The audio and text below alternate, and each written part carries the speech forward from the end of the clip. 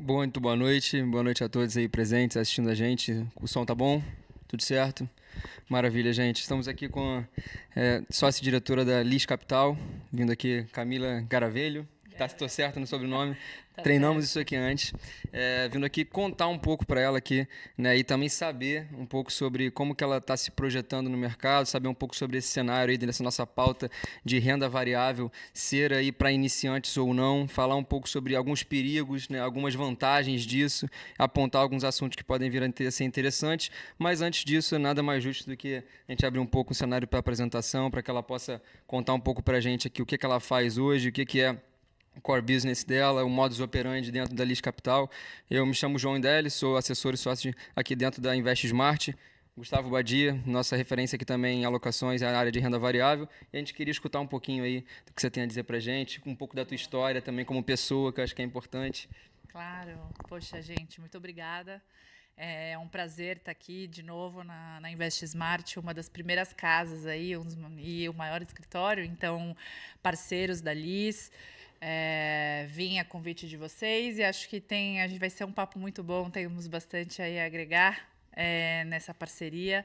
É um momento interessante, principalmente para falar de renda variável, né?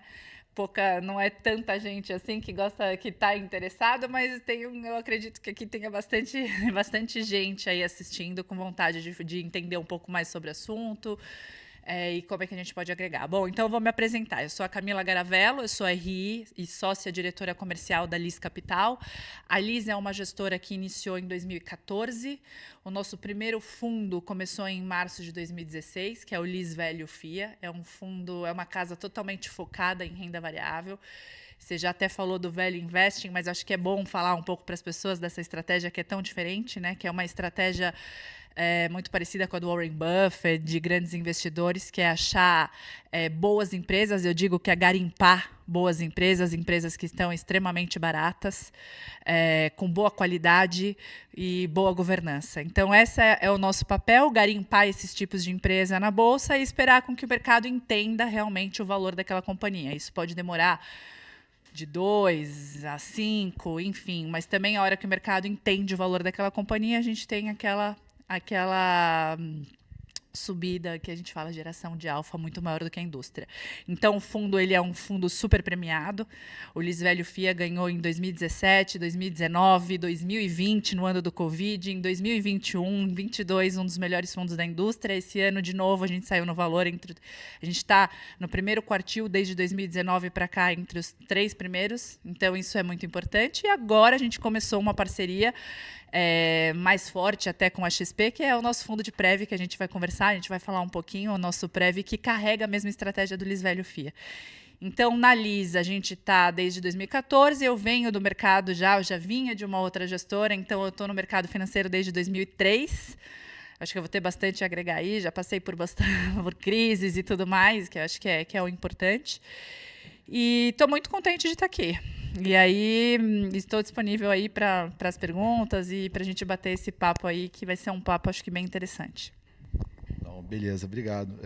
Para começar, eu acho que, principalmente como a gente está falando aqui com os nossos investidores, nossos clientes, nada mais justo que a gente falar de tecnologia. Você que está aí há 20 anos no mercado, viu aí essa evolução que, principalmente nos últimos 10 anos, elas começaram a se intensificar ainda cada vez mais.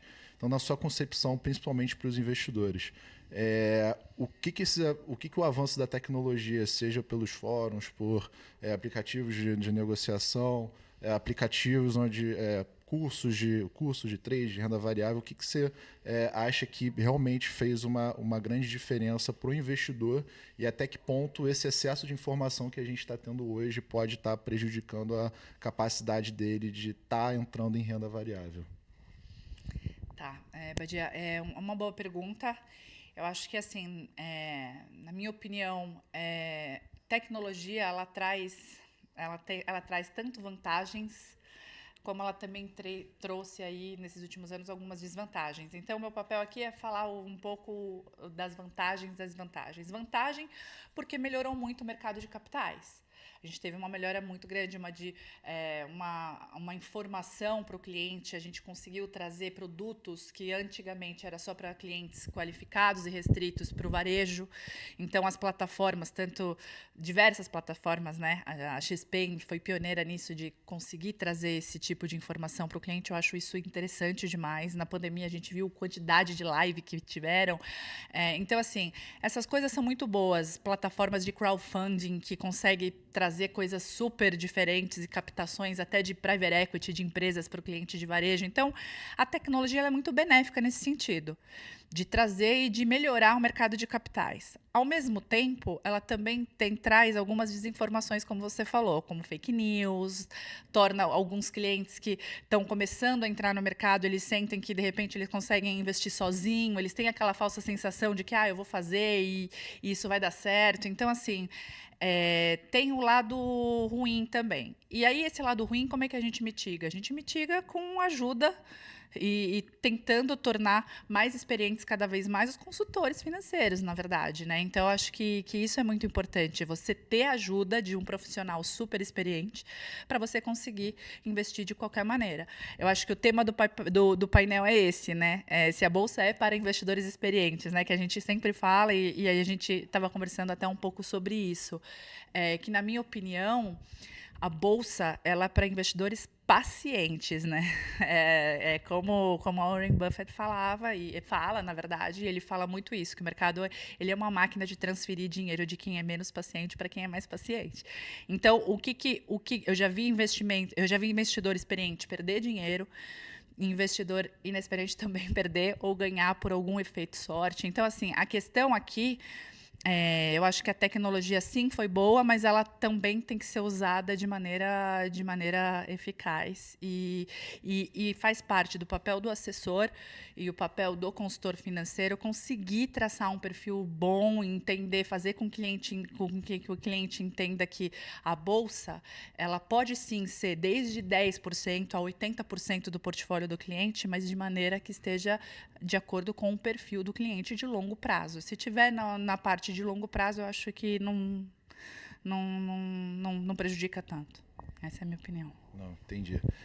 Acho que principalmente quando a gente toca nesse assunto, a educação está muito relacionada a isso.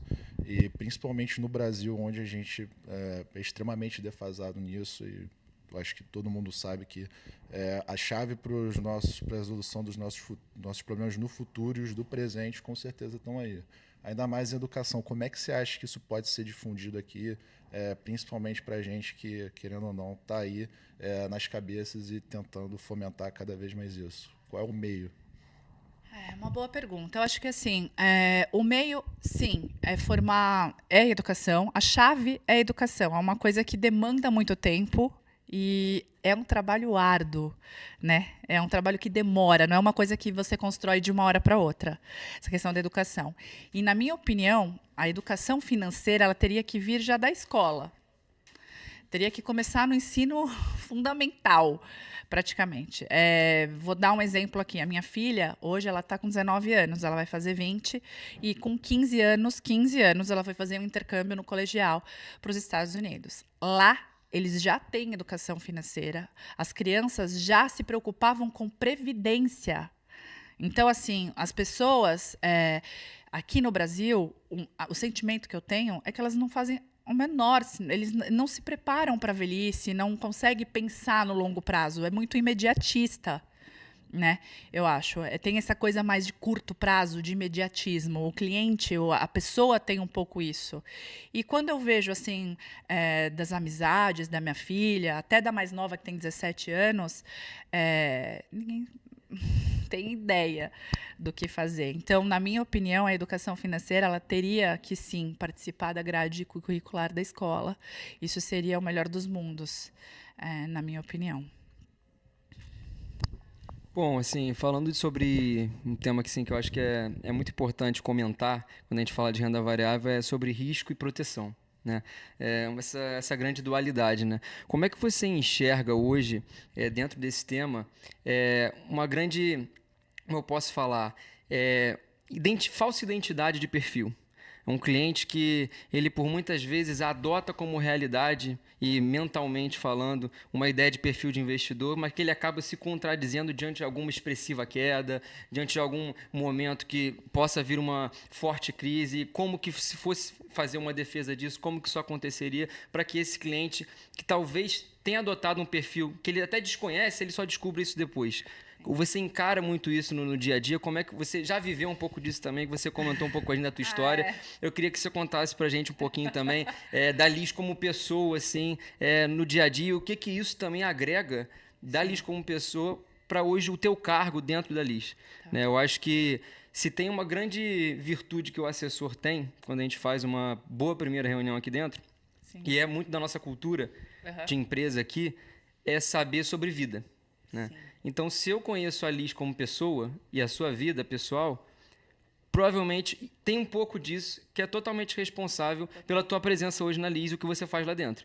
Porque é o que faz você estar no cargo lá também. Exato. Então, eu queria ouvir um pouquinho de você, experiência de vida, o que você já passou com relação a isso e como que essa falsa identidade de perfil de cliente pode atrapalhar no momento de uma decisão errônea. Sim.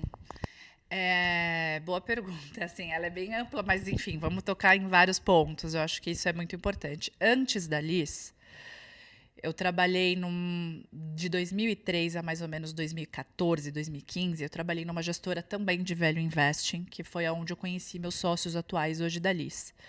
Tá? Eles eram analistas na época e aí eles decidiram montar a Liz. Só que, como eu disse, a Liz começa em 2014 e o fundo nasce em 2016. Eles ficaram 2 anos estudando como é que eles iriam fazer a gestora, o que eles iam fazer de fundos diferentes, como é que ia conseguir se destacar nesse mundo de muitas assets, enfim. Então, o que eu não pude esperar? Eu não pude esperar esse tempo da Liz começar, até por uma questão pessoal, e eu fui trabalhar com pessoa física direto. Então, eu virei assessora durante um tempo. Eu virei assessora, enfim, construí uma carteira muito boa como assessora. Eu fazia essa educação do cliente, eu fazia anamnese, é o que você falou. Na primeira reunião com o cliente, você não tem que falar de produto. A ideia nunca é você vender um produto para o cliente. Você tem que entender exatamente a necessidade daquele cliente. Se é um cliente, quanto que ele tem, se ele precisa de renda ou não. Senão você vai estar enfiando previdência num velhinho de 80, sabe? Que de repente faz sentido até se for a parte de sucessão. Né? Porque tem sempre aquilo, fulano do banco vende previdência para velhinho. Tá, tudo bem. O velhinho não vai ficar poupando tantos anos. Dependendo da previdência, faz sentido, porque você não vai pagar imposto na sucessão. Mas o fato você tem que fazer uma anamnese, você tem que entender o cliente como um todo. O assessor, eu acho que assim, o grande risco é esse. É o perfil, é você descobrir exatamente o perfil do seu cliente. O que atrapalha isso? Juro baixo. Então, eu acho que é isso. O que atrapalha, na minha opinião, é o juro baixo. Você tem aí, assim, eu vou falar um caso, assim, óbvio que não cita nomes, mas assim, as viúvas do CDI, que é o apelidinho meme das viúvas do CDI.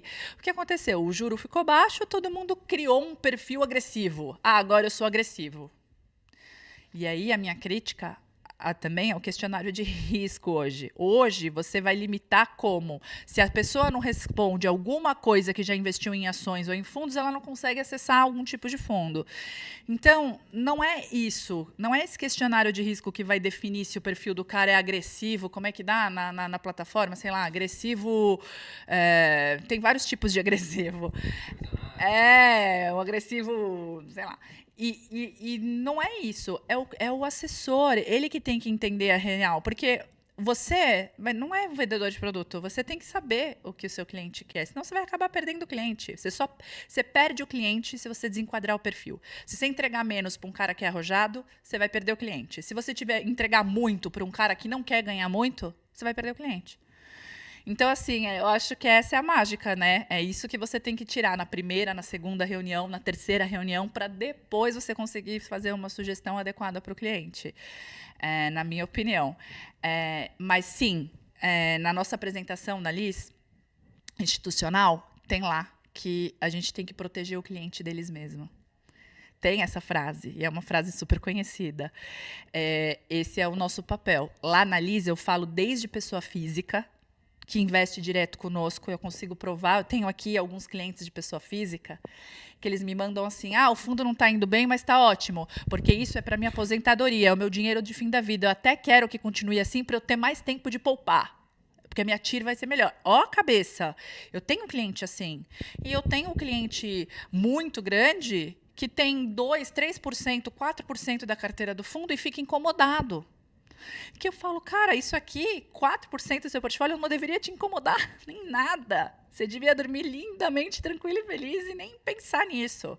Então, eu tenho cliente pessoa física, eu atendo fundo de pensão, eu atendo family office, eu atendo famílias que são donas do dinheiro, que são single family offices. Então, hoje, eu trafego lá na Lisa, eu consigo falar com todo tipo de cliente. Com os escritórios de agente autônomo. Eu até me coloquei à disposição de vocês, fiz uma baita, eu acho que eu fiz um trabalho bacana lá, justamente para ajudar os assessores a fazer esse trabalho com o cliente. Então, assim, é isso que eu consigo, acho que, tocar um ponto nesse ponto que você falou, e eu acho que é bem bacana. Legal. Até veio uma pergunta aqui do chat que está totalmente relacionada a isso. Né? Pergunta do Campos. Boa noite a todos. Poderiam indicar qual percentual dos investimentos deveriam estar alocados em renda variável visando a aposentadoria? Tenho 25 anos. Aí. Isso que você falou, totalmente isso. Campos, né? O nome dele? Isso. Campos, tudo depende. Hoje, quando eu pego uma previdência privada de uma pessoa nova e eu vejo que, de repente, está no fundo de renda fixa, isso dói o meu coração. Os fundos de previdência, eles deveriam ser um veículo, como é fim da vida, eles deviam ser os mais arrojados possíveis, porque atrelados a IPCA ou a equity de bolsa, na minha opinião, porque é ali que você vai construindo compounding, que a gente chama, é juros sobre juros. Essa é a mágica. A mágica do jogo é essa, construir compounding. E Campos, isso muito depende. Por isso que eu acho importante o papel do planejador financeiro. O quanto que você vai poupar para a sua aposentadoria, você tendo 25 anos. O máximo que você puder, eu colocaria em renda variável. O máximo, na parte de previdência. Agora, se você falar para mim assim, qual é o máximo? Aí você tem que ver o que você precisa de liquidez imediata. Nos Estados Unidos, eu vi até recente, eles têm lá a teoria dos 3 potes.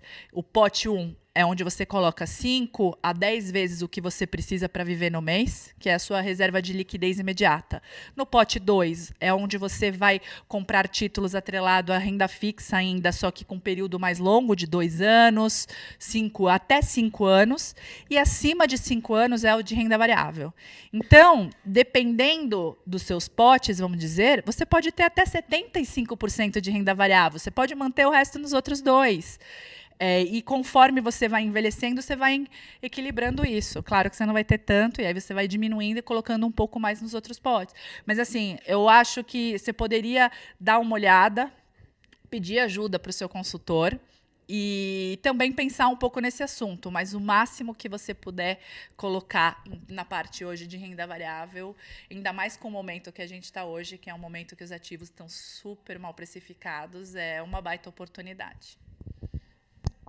Não, show, a gente já vai até entrar um pouquinho nesse assunto, mas eu acho que antes da gente entrar nele, eu acho que tem um ponto legal da gente tocar aqui.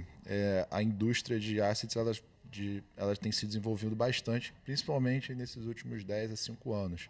Você viu aí que o número de casas elas apareceram aí, explodiram, principalmente durante os últimos 4, 5 anos, como eu falei. Na sua concepção, hoje a gente tem aí 400 ações listadas na Bolsa Brasileira e já tem mais de 900 assets por aí. O que você vê aí do futuro do segmento? O que você acha aí que vai acontecer? Vai ter gente caindo no meio do caminho? Isso aí tende a continuar se escalando? Sim.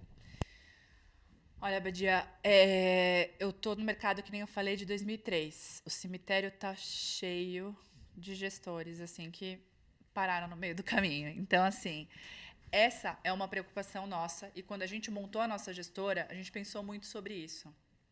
muito sobre isso. Se você não tiver um fundo diferenciado, se você não conseguir gerar alfa, se você não conseguir proteger teu fundo de grandes catástrofes, que aí eu posso entrar um pouquinho depois detalhado como é que é o meu fundo. Esse jogo não é uma corrida de 100 metros, é uma maratona. Quem corre mais tempo ou quem corre mais rápido? Na nossa opinião, é quem corre mais tempo, por mais tempo, é quem está vivo. Eu falei da Previdência e eu acho que eu posso dar mais uma ideia. Por exemplo, renda variável, quando você fala que o resgate é só no final, né? Que quando você paga resgate só no final, é compounding, é juros sobre juros. Então, esse jogo é quem vive mais tempo. Certamente, se eu estiver viva daqui 30 anos, espero estar, a gente já tem aí quase 8 anos de fundo, se eu estiver viva, você vai ver que o meu retorno ele vai ser um dos melhores da indústria, porque eu estou viva. E tem muita gente que não teve esse tempo para acumular o compounding, que é o que a gente está falando. E o que eu vi, e o que a gente pensou lá quando a gente montou a gestora, era o seguinte: como eu faço para estar vivo? E assim, o que eu tenho que fazer?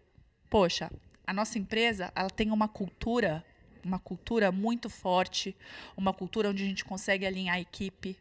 A nossa equipe não muda. É uma partnership.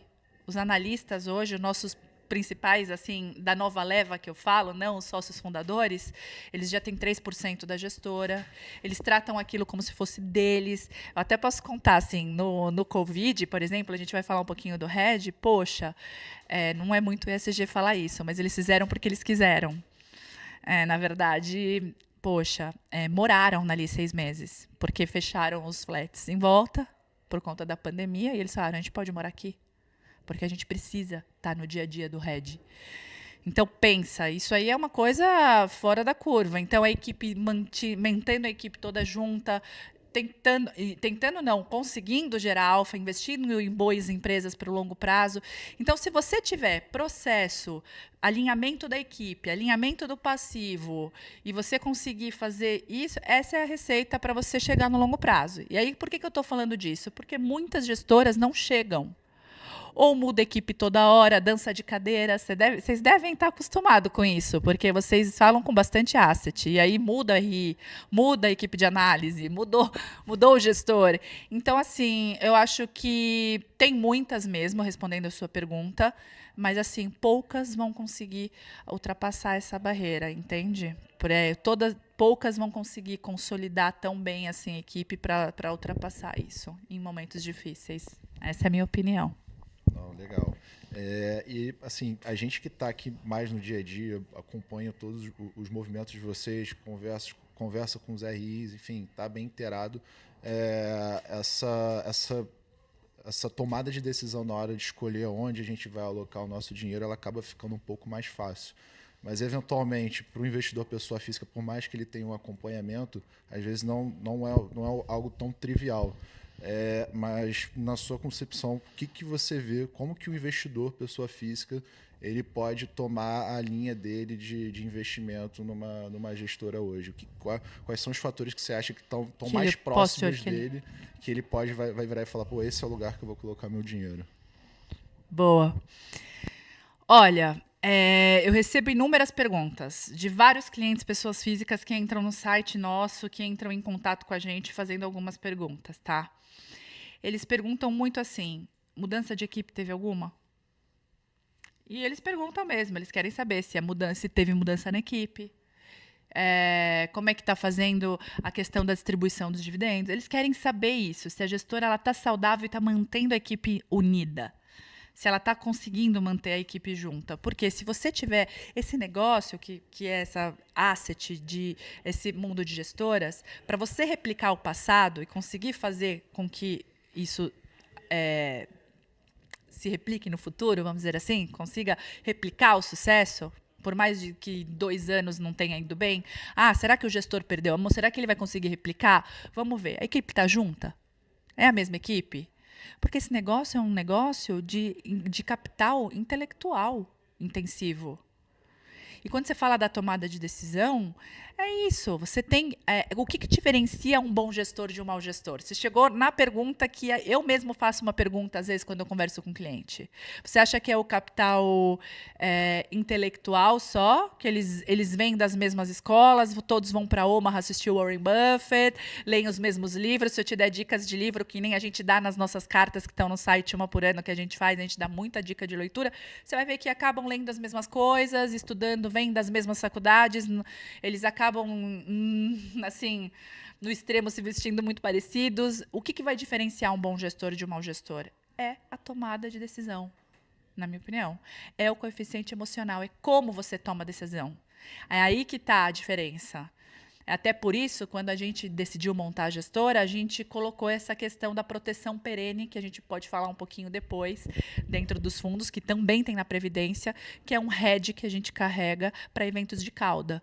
Por quê? Vem um evento do Convide, um circuit breaker, por exemplo, a bolsa está caindo 40%, o teu fundo não está caindo, por que o teu fundo não está caindo? Porque ele tem hedge. Você acha que um gestor que não está caindo e um que está caindo 40%, ele pensa igual? Ele toma a mesma decisão?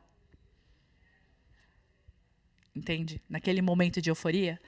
Então, tem um monte de coisa. A tomada de decisão é super importante. O cliente, quando está analisando uma casa, eu acho que é super importante ele ver se a casa está junto ao mesmo tempo, a consistência de resultado do fundo, a consistência de resultado da gestora, e tentar conversar com o gestor, tentar, de alguma maneira, se aproximar da casa que ele investe para ele ter a confiança de poder deixar anos o dinheiro lá. Eu tenho um cliente, pessoa física, que me manda mensagem assim, e as nossas empresas? Estão conseguindo, mesmo nesse cenário inflacionário, repassar inflação? As nossas empresas. Ele é cotista do fundo, ele já se sente mesmo sócio das empresas. Pertencimento. É pertencimento, é Sim. isso. Então, eu acho super importante. Vou dar um exemplo. Vocês não proíbem que um cliente converse com as casas ou com um assessor, porque aqui na Invest Smart eu converso com vários assessores que me procuram. E eu acho isso fantástico. Tem casa que proíbe o assessor de falar com a gestora, porque eles querem que concentrem só na casa, na parte da gestão. Que eu acho isso muito, porque você acaba perdendo esse contato. Então, assim, essa é a minha opinião, tá? Eu acho que tem que ter, sim, e na hora que o investidor tomar a decisão, ele tem que estar bem próximo, entender o que ele está investindo para ele confiar e manter aquela aplicação. Não, com certeza. A gente tem que sempre, cada vez mais, fomentar a informação correta, principalmente diante de tudo que a gente tem aí, separar o que de fato pode impactar a gente e o que não vai impactar. Agora, até pegando um gancho do que você estava falando aí sobre a forma com que a casa opera para se redear em eventos de cauda, recentemente não, né? Nesses últimos dias aí a gente viu que as taxas dos títulos do Tesouro Americano eles bateram as máximas dos últimos 20 anos. Então, acabaram chegando aí junto com o que a gente viu na crise do subprime em 2007, 2008. Então, como vocês estão vendo o mercado brasileiro hoje e como vocês, como gestora, se posicionam diante disso? Boa.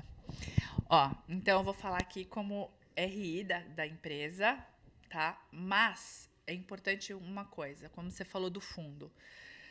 A Liz, ela não é uma casa macro, ela é uma casa totalmente micro. Como eu falei aqui, o Value Investing fica garimpando boas empresas com qualidade, governança e descontadas. Para isso, a gente analisa muito qualitativamente a empresa. Tem empresa que a gente analisa 2 anos antes de entrar, para vocês terem uma ideia. Então, nosso core é micro. Só que lá na Liz, quando a gente montou a Liz, a gente falou, bom, o micro é muito importante, é onde a gente vai conseguir gerar o alfa. Porém, o macro, ele lava fundamento, que é o que está acontecendo hoje. O macro, ele lava fundamento. Então, a nossa ideia lá na Liz não é simplesmente não olhar para a economia macro, então eu não venho aqui e não vou te dar uma opinião macro. Não é isso. A Liz, ela pensa muito parecida até com o que o Howard Marks fala. Assim, a nossa ideia não é ficar pensando no macro e traçar um plano de estratégia de proteção. Não é essa. A gente sempre vai manter uma estratégia de proteção no fundo, independente, 100% do notional do fundo, tanto de prévio quanto o fundo aberto, ele vai estar protegido de um risco de cauda. Então, a gente paga prêmio, a gente compra, faz isso através de derivativos, a gente faz sempre através de prêmio. Na maioria das vezes é put de BOV, Por que é put de Ibov? As coisas que a gente garimpa, ela não tem muita correlação com o Ibovespa. Mas eu quero proteger o fundo do quê? De alguma coisa macro. Então, essa coisa macro, ela bate direto em índices de beta, índice macro, que é a bolsa, que é o dólar, que é Nasdaq, que a gente já teve proteção de Nasdaq, de S&P. Então, a gente faz proteção de índice sempre com 20% e 30% de distância. O que quer dizer? A bolsa tem que cair muito, igual no Covid. Caiu 35%. Nos 3 dias de circuit breaker, a bolsa estava caindo 35% e o fundo estava caindo 4%, sendo que as nossas ações estavam caindo 40%. Então, a gente conseguiu proteger muito o drawdown. Se você protege as quedas e ainda participa das altas, isso é exponencial. Né? Ficar fora das grandes quedas é muito importante. Né? Warren Buffett também fala isso. Ele fala assim, mais importante que ganhar dinheiro é não perder dinheiro. Né? Então, a questão é um pouco essa, da LIS. E por que a gente está falando das proteções? E trazendo para o cenário de hoje. Os índices não estão sofrendo. Você está vendo o S&P despencar e o Ibovespa despencar? Não está acontecendo. A taxa de juros nos Estados Unidos, ela está sim, bateu recorde. Hoje, acho que a Treasury de 10 anos está batendo quase 5%, está em torno disso. Então, você tem um fluxo saindo da Bolsa brasileira, indo para a Bolsa dos Estados Unidos, não, para ativos de menos risco, mas mais seguros, Treasury americana. Então, você está vendo esse fluxo indo para lá. Isso prejudica a gente no curto e médio prazo. A gente sabe disso. Ela analisa, a gente fala o seguinte, o concorrente nosso não é outra casa que faz value investing ou casas que estão indo bem agora nos últimos 2 anos porque investiram em commodities. Não é isso. O nosso concorrente é os juros. Então, a bolsa é cíclica. Em épocas de taxa de juros alta, o dinheiro sai naturalmente dos ativos de risco. Isso acontece. Só que, na nossa opinião, isso já está começando a mudar. Se você pegar a inflação nos Estados Unidos, ela já vem arrefecendo, então você já está tendo uma... E não é só nos Estados Unidos, isso está acontecendo nos países emergentes também, principalmente no Brasil, que a gente está bem na frente, isso já está começando. Então, na nossa opinião, pode ter 1 ou 2 vezes mais, um pouco mais ou um pouco menos, enfim. A questão é, na nossa opinião, isso já está meio quase que normalizando. A gente já vai ter uma normalização, provavelmente já está nessa trajetória, a não ser que aconteça alguma outra coisa. Se acontecer alguma outra coisa, estamos protegidos. A nossa ideia aqui não é ser. A gente está comprando boas empresas, empresas extremamente descontadas e com recordes de resultado. Então, pensa assim, uma coisa que a gente pode falar, é uma bola de basquete na piscina. Você vai empurrando, empurrando, empurrando, a hora que você solta, ela volta com muita força. Isso pode acontecer amanhã, pode acontecer daqui 6 meses. Para o investimento de longo prazo de valor... A gente não consegue te dizer aqui se isso vai acontecer amanhã ou se isso vai acontecer. A tendência, a trajetória é que tenha uma normalização. Essa é a nossa opinião.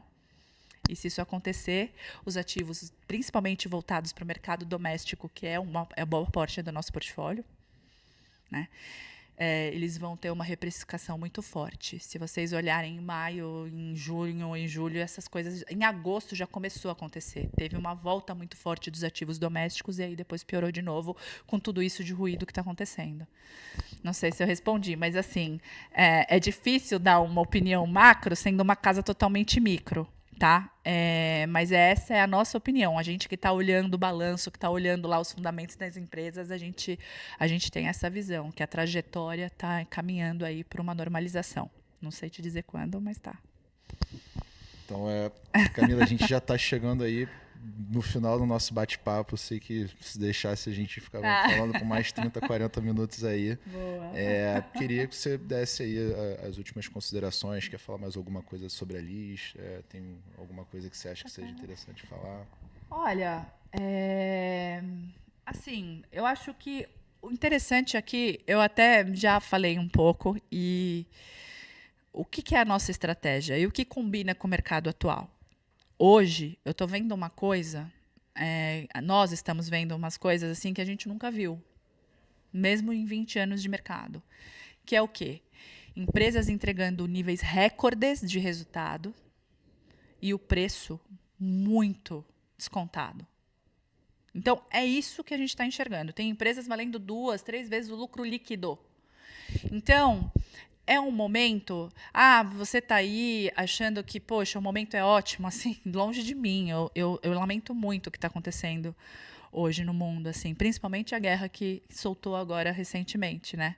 Que é uma coisa super incipiente, extremamente volátil, que a gente não tem ideia de como é que isso vai acabar atrapalhando a gente.